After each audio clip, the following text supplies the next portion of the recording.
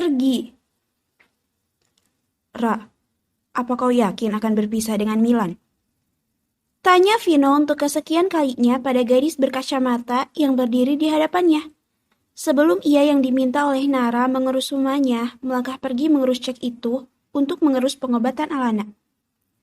Setelah memutuskan membawa Alana ke Jerman, kini Vino mencoba membahas perasaan Nara. Nara hanya menjawab dengan mengangguk pelan, lalu tertunduk dalam. Apa kau tidak akan menyesal? Tekan Vino memastikan keputusan Nara yang menukarkan pernikahannya dengan selembar kertas. Gadis berkacamata ini terdiam membisu, tak memberi jawaban. Menyesal. Tentu saja, dia merasakan hatinya teremas kuat saat ini. Walau bagaimanapun, ada perasaan tak rela berkecambuk di ujung hatinya.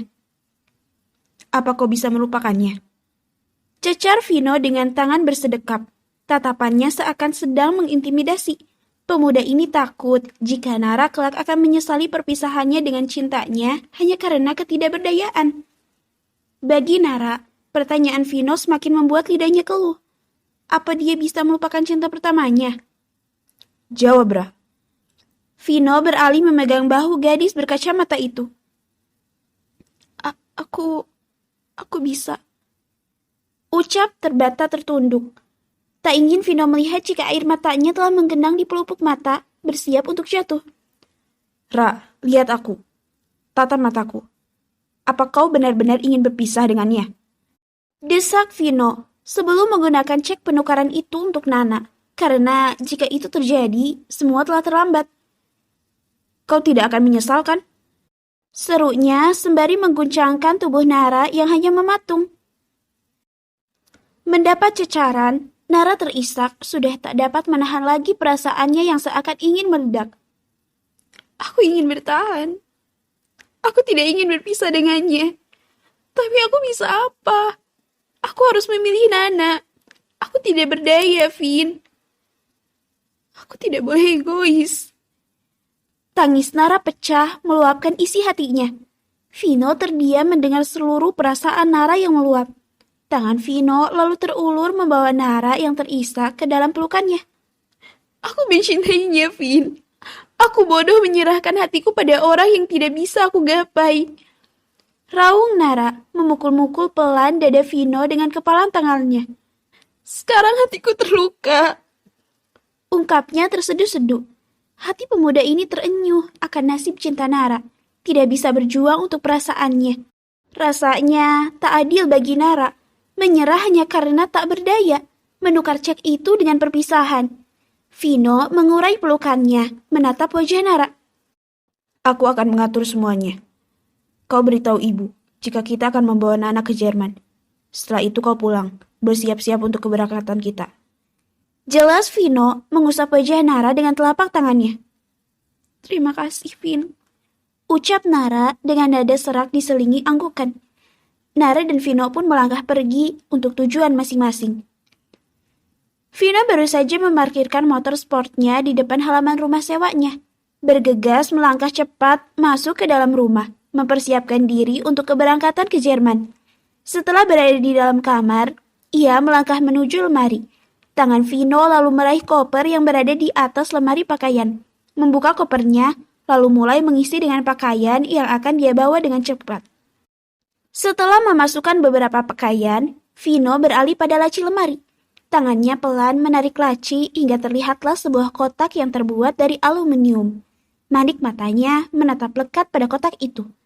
Vino mengeluarkan kotak itu, mendekapnya dengan perasaan rindu.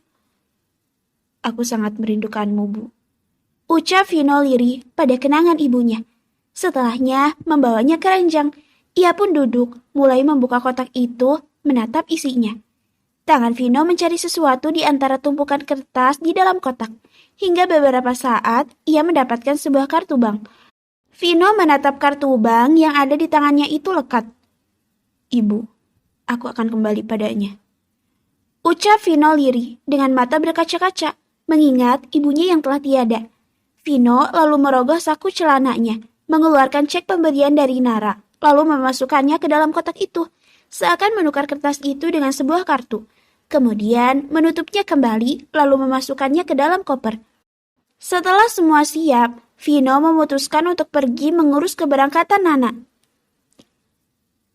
Semoga adik kamu baik-baik saja, Ra. Semoga dia bertahan. Ucap Ibu Salma penuh harap dengan lelehan air mata. Iya, Bu. Nana akan mendapatkan perawatan terbaik. Sahut gadis berkacamata ini. Ibu Salma dan Nara kini telah berada di bandara, menunggu kedatangan Vino yang sedang mengurus Nana. Menurut perkataan Vino, jika dia dan ibunya hanya perlu menunggu, pemuda itu yang akan mengatur semuanya. Untuk saat ini, Nara hanya bisa mengandalkan sahabatnya untuk mengatur semuanya. Ya Tuhan, sungguh betapa beruntungnya Nara memiliki sahabat seperti Vino. Nara tersenyum tipis saat melihat Vino telah datang melangkah mendekat ke arah mereka. Bagaimana, Vin? Tanya Nara. Kita siap berangkat. Jawab pemuda ini. Bagaimana? Kau dan ibu siap? Tanya Vino menatap ibu dan anak ini. Perempuan parubaya ini mendekat ke arah Vino. Nah Vino, terima kasih. Sudah terus mendampingi kami. Ibu Salma mengelus pipi Vino, terharu dengan kebaikan sahabat putrinya. Entah sudah seperti apa jika pemuda ini tidak berada bersama mereka. Vino hanya membalas dengan tersenyum kecil. Ayo kita pergi. Alena sudah berada di dalam pesawat bersama beberapa dokter dan perawat untuk mendampinginya. Jelas Vino, mereka pun menuju pesawat. Setelah beberapa saat, mereka telah berdiri di depan pesawat yang dimaksud Vino. Nara tertegun di tempat. Bukan pesawat yang seperti ia bayangkan. Vin, ini jet pribadi. Kata Nara. Matanya tak lepas menatap ke arah burung besi itu. Iya, aku menyewanya. Kita akan menggunakan ini agar nyaman untuk Nana. Menyewa? Ulang Nara semakin tercengang.